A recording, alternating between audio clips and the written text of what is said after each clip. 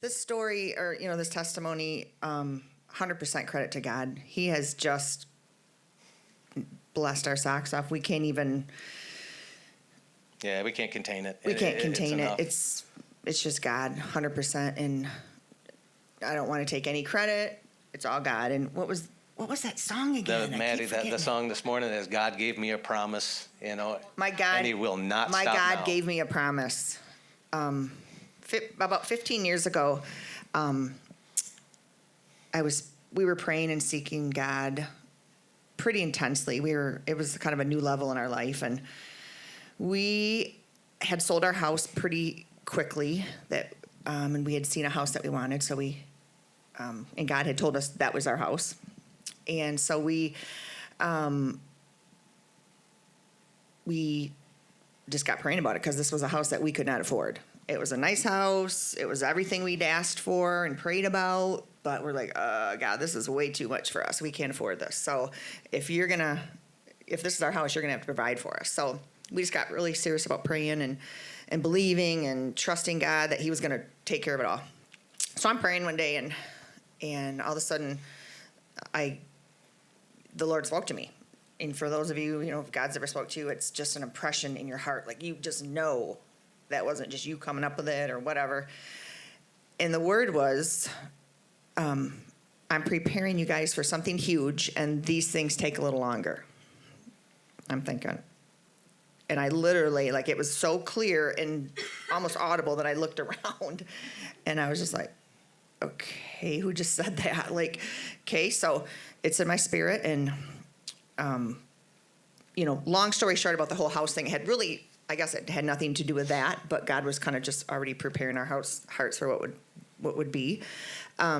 We moved into our house. God provided lots of cool miracles. That's a whole nother story. But so anyway, that word just continued to be impressed in my heart. It never left. Over the years, just kind of, And I thought, gosh, I said to Doug, do you think that whole, word about I'm preparing you for something huge, do you think it had anything to do with this house? He says, I don't think so. So There's something bigger. The years go on, and yeah. So we're gonna fast forward about 15 years. We're cruising through life. The kids are grown. My job is going really well. I'm up for promotion, and life is good. And then on June 26th this year, it was 2:30 in the afternoon. I get called up to the office, and just like I get called up at about 2:30 every day, so no big deal, right? So I walk up there and walk into the office, and there's the vice president of manufacturing and the HR manager, and we're downsizing you. A one-sentence little blurb, didn't say thank you, nothing. It was just, we're downsizing and you're out of here. So who knows, however that felt, where instant fear takes over, and it's just, what are we going to do?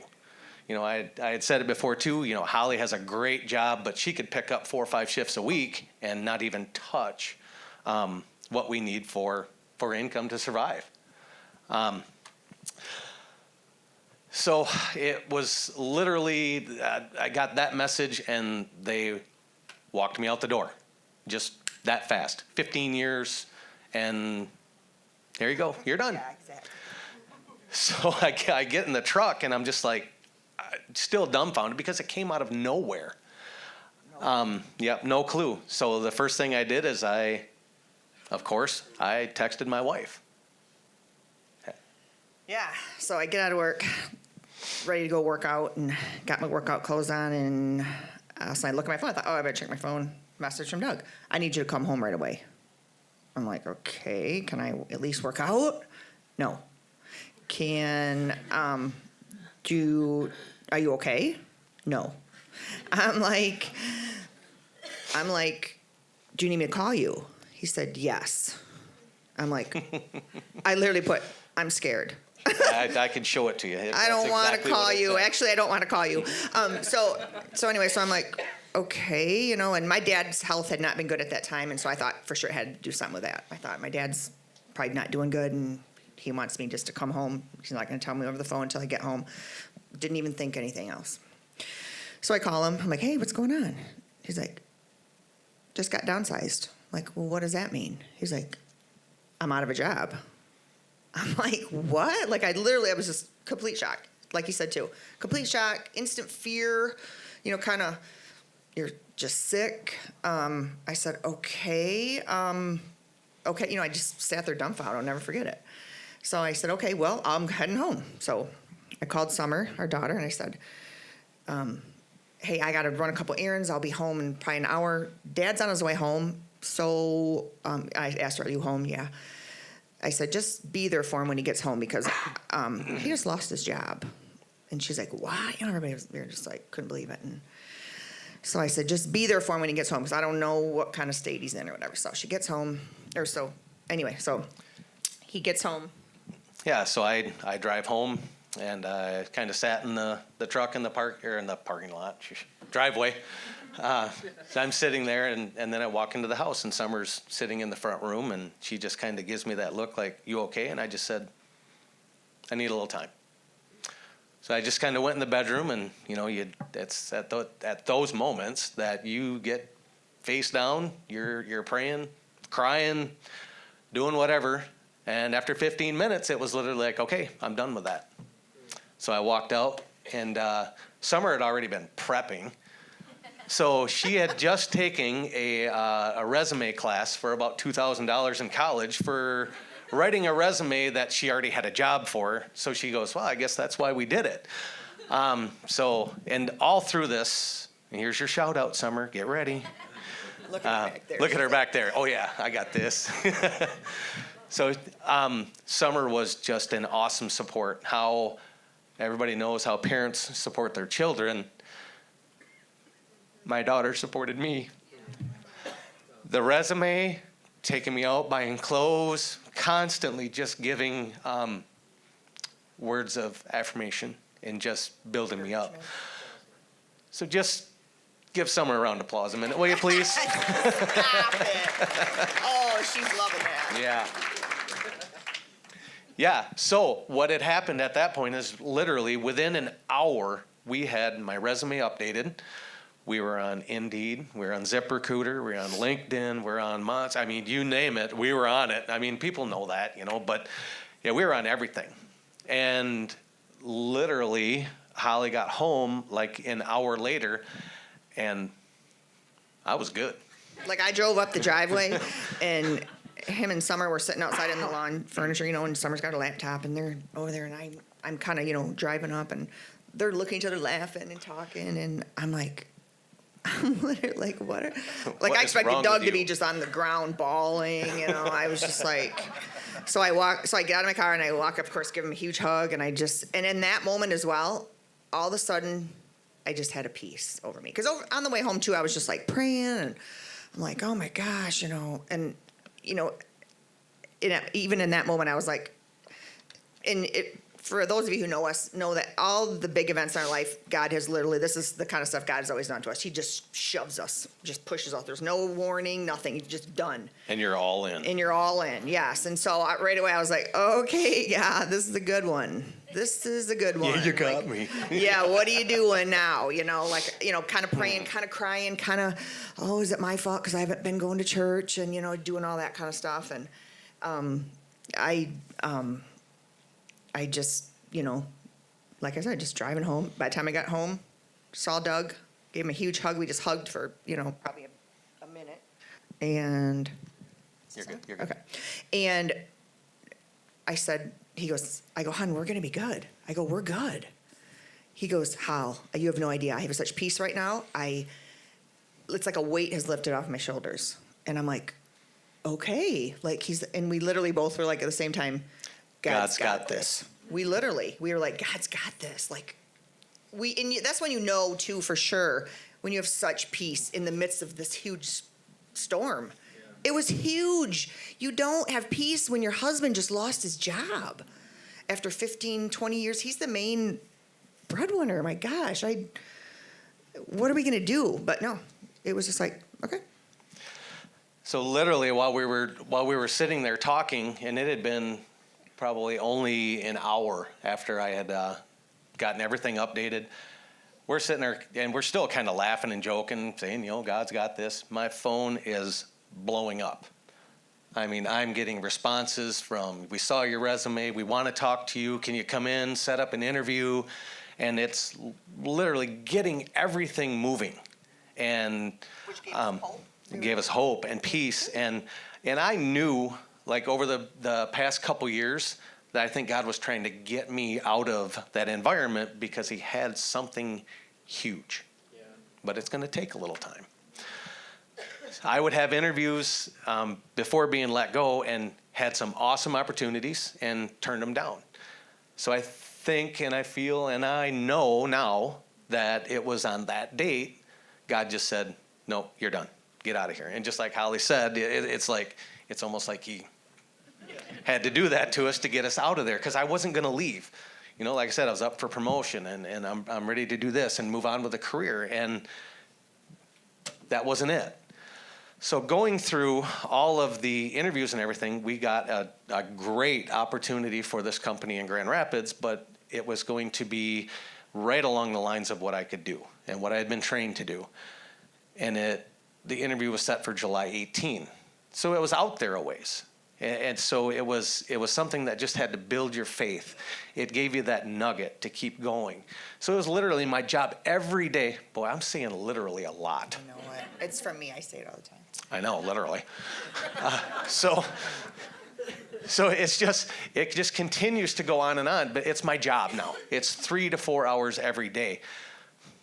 But the one thing I know that God was working through this is I would still wake up at 4:30, 5 o'clock every morning, but that whole first hour got dedicated to God. Yeah. It was prayer. It was praying in the Spirit, and it was just getting to that new level again. And God works that way. He just continues to bring you to that next level. And when you think you're good and you're plateaued, he's going to do something like this to get you back going again. So to rebuild that fire, and it was literally awesome. So just to progress a little bit, it's been like 2 weeks, and a friend of mine had got me an interview set up at S2 Yachts. So it's woodworking, and it's the boating stand. It's stuff that I really feel like I can connect with. So that Monday morning, I wake up and I'm excited about this interview, and I sit down and I'm praying to God and I'm praying in the Spirit, and it was that audible voice that said, "This is not your job, but something is going to happen today for me to reveal myself." All right, so I went to the interview. Interview went great. I mean, one of the best ones that I had throughout the entire process, but I knew it wasn't it. So I left there, got home, and I'm thinking, all right, I know I heard this, but what's going to happen today? So 1:30 hits, and I'm like, okay, I'm going to go walk down and get the mail, because maybe there's like some miraculous check or something that is going to provide. No, but so as I'm walking down to get the mail, my phone goes off. And it happens to be a guy that I worked for 20-some years ago. And he just reached out to me, and this is where we had said it before too. It's like God positions people in your lives, could be 20 years ago, 30 years ago, whatever it may be, but someday you're going to make a connection. And this gentleman was the guy that got me my very first leadership job, and I loved it, and he knew that I could do a good job at it. So he's like, "Hey, it's Greg. This is my number. Call me now." All right, so I got back up to the house. I gave him a call. He started explaining about what his job was and what they were doing, and I knew he lived up in Traverse City. And I'm like, "You're not going to make me move to Traverse City." I would be okay with it. There's no way that we're going to move. And he's like, no. It's actually a job in Grand Rapids, and I'd like to talk to you about it. He goes, "As soon as I get off the phone with you, I'm going to call the owner of the company, and he's going to reach out to you and just ask you a few questions." All right, no problem. So later that night, I get a text back from Greg. He says, tomorrow morning at 10 o'clock, I need you in Grand Rapids, and Paul's going to be calling you shortly, who's the owner of the company. So Paul calls me. I'm on the phone with him for an hour, and he says at that point, he goes, well, you're going to meet with Greg tomorrow morning at 10 o'clock, but on Wednesday morning, I fully expect to see you up in Traverse City, and I'll meet you then. Oh, perfect. So Tuesday hits, I go to the interview.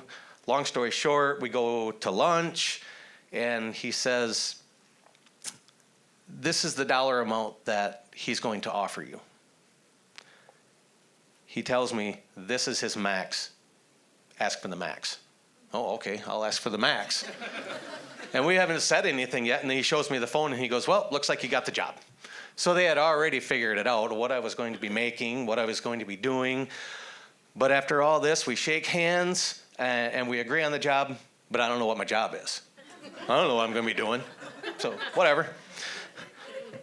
So the next morning, I wake up, I drive up to Traverse City, and I meet with the owner and Greg, and he instantly just kind of walks me in. And now, mind you, I'd been a supervisor for years, and I'm trying to become a production manager. I walk in the door, and he announces me as, hey, everybody, I want you to meet Doug Blauwkamp. This is our Vice President of Operations over all Grand Rapids area. Something huge, right? Yeah, so that was kind of a shock. So it wasn't 100% sure what it was, but okay, now I know my job. See, Scott, it's a good thing you decided to go next week, because here we are again. I've got 5 minutes. But what a lot of this brings out, and we really want to make sure that everybody understands that this is all God. This isn't anything that I've done. This isn't anything that Holly's done. This isn't anything anybody has done. God has lined this up for years. I'm going to call you out again. That's okay. So the very best thing it did is it got Holly back to church with me, where she had just taken a little, we'll call it a hiatus, but just kind of explain through Rachel and her daughter why you're coming back. No, so, not only reason, but. I work with a girl, Rachel. They were here at the first service, but and I had talked to her, I don't know, a year ago maybe about, she's like, where do you guys go to church? And, I just said Vertical, church in Zeeland. Oh, okay. They had been going somewhere here in Zeeland. I don't remember. And she said, you like it? I go, yeah, I like it, But I really wasn't going, but I was going to tell her that deal and whatever. And it was nothing to do with anything with the church. And, I was just being kind of a brat. I don't know. It's whatever. It doesn't even matter why I wasn't going. God knew my heart. It didn't matter. He knew my heart. He knew I wanted to be here. I did. But I don't know. There was just something going on, and I still don't really know 100%. But, so anyway, so I didn't tell her all that, but she said, and so anyway, so I don't know, maybe a couple months ago, I was talking to her at work, and she goes, how come I never see you at church? And I'm like, oh, well, I really haven't been going. Kind of told her whatever. And she's like, I go, why, you guys going? Or she goes, because we've been going and we love it. And I'm like, you guys are going to Vertical? I'm like, oh my gosh, I didn't know that, and she goes, yeah. She goes, I see Doug all the time. And I'm like, and I go, oh, he never said anything to me about it. But, it's whatever. Got to be there. Yeah. Anyway, yeah. And so I go, oh my gosh, I'm so excited. She goes, oh my gosh, we just love it. She goes, Jaden, she just loves, she's like 5. And she says, oh, Jaden loves the children's ministry. She loves, they do praise and worship. And she's always telling me about all these new songs that she learned. And she's always raising her hands and praising Jesus. And I'm just like, oh my gosh. I'm just trying to hold back the tears. I'm like, that is the sweetest thing I ever heard. And I'm like, I just thought, God, I am such a brat. What is wrong with me? I go to an awesome church. Why am I not going to this church? I was just, but she told me that story. Sure, she was telling me that, and she's just like, my daughter just loves it, and we love it, and this was probably about, I don't know, a couple weeks before this all happened, and so, kind of the things were starting to get stirred up in me, and God was already preparing all this, and which He always does, and So the day that she was actually going to come back to church was this Sunday after I had just had the announcement where I was let go. And I walk in the door, and Josh is here, and he says, "Yep, church is canceled today." And I'm like, "Oh, great, Holly was supposed to come today." But it was the day the air conditioning was broke. I'm like, great. Yeah. Now I was going to go, and now no Right. one's going to know I was there. But it was actually, yeah.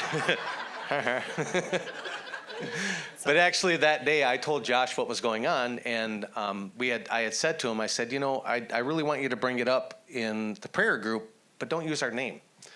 And we talked about it at that point. He goes, awesome, because it's all going to happen before the end of August during the You Say series, and you guys are going to be up here talking. Look at what God can do.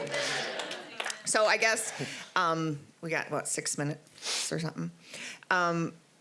So my biggest thing was I told Doug, I said, I just want people to know that, we're just a little family from Borculo. We have no significance in anything. Do you know what I mean? What God did for us, He'll do for anyone. I mean, we had a word. God spoke a word to us.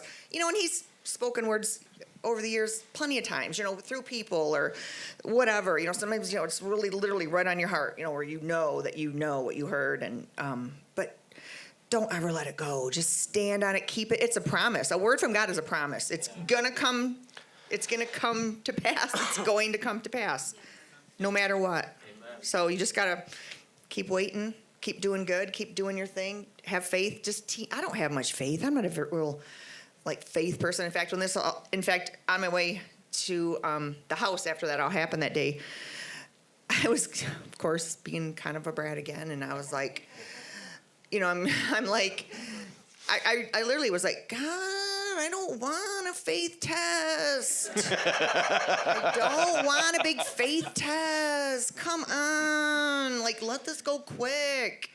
And he did, he did. But Yeah, 2 weeks he made is it pretty quick. good. But oh my gosh, so there's no way you can't say that this was not 100% God. Yeah. All God. Yeah. Nothing we did. I mean, I wasn't even going to church, and He still blessed I remember us. that day Holly asked me, she goes, "Oh my God, is this my fault?" I did. That was one of my first No. things. I go, oh, I think this is my fault. And he goes, what? No, but get this. He goes, what? I go, Doug, I haven't been going to church with you. I go, do you think this is my fault? He goes, I don't know. I'm like, well, I didn't want you to say that. I want you to go, no. It's nothing that you weren't going to church. But he goes, I don't know. Maybe he was thinking about it. Oh, maybe it is her fault. Yeah, it is. It has nothing to do with me. Yeah. So God knew. God knows my heart. He knew I wanted to be here. He works all this out. I'm back. I should have never not been here. But Yeah. So to kind of wrap things up, I just want to explain.